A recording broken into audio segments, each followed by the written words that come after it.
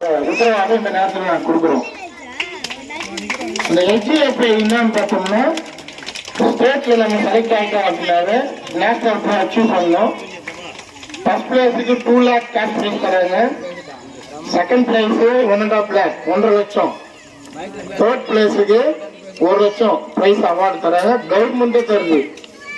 அதனால நம்ம குழந்தைங்க நீங்க ரெகுலரா அனுப்புங்க. பெற்றோர்கள் கண்டிப்பா குழந்தைங்க வந்து வளமாவும் பலமாவும் இருப்பாங்க.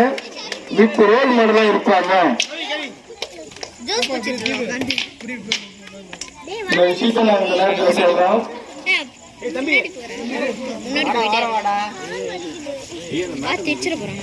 நிறைய இப்ப பார்த்தோம்னா